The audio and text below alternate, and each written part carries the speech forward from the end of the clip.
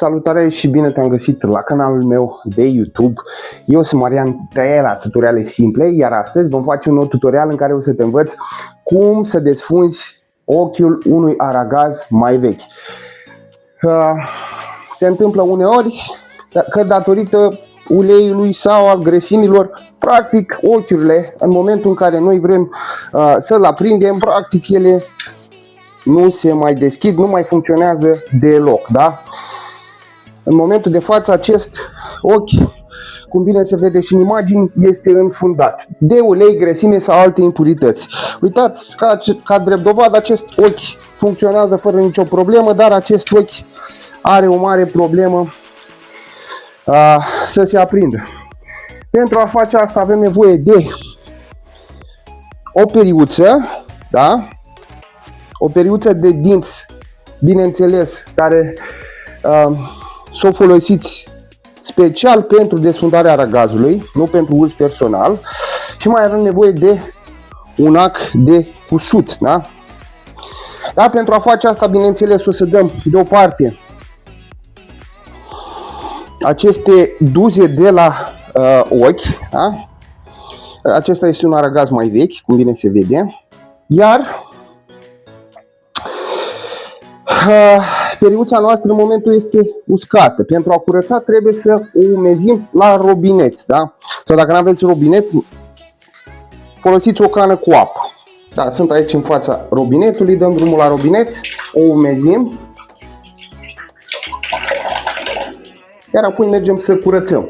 Eu o să încerc să filmăm aici.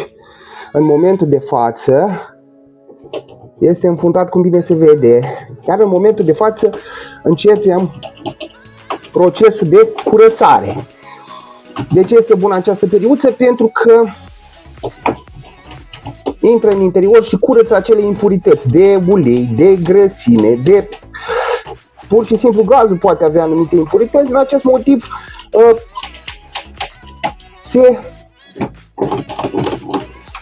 se înfundă, da? În momentul de față, vedeți, periuța este murdară. Dacă în momentul în care este murdară, mergeți din nou la robinet și faceți același lucru, curățați această periuță, da? În momentul în care este curățată periuța,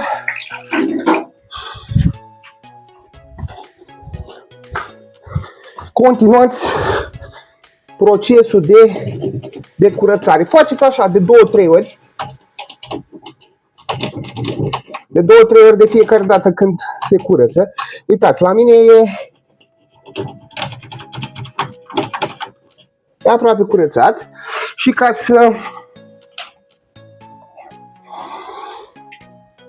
să fie și mai bine, puteți cu acest ac în interior, da? Să curățați. Da? Mai dăm o dată cu periuța. În momentul de față periuța noastră s-a murdărit.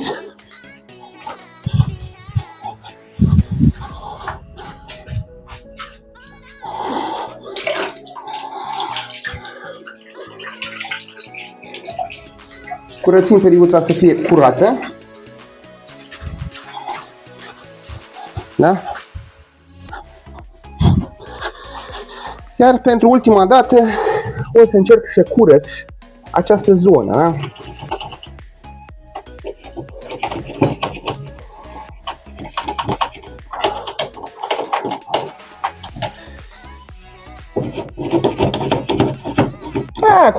Cum bine se vede, este cam desfundată, după părerea mea. Da? Așa consider eu. Bun.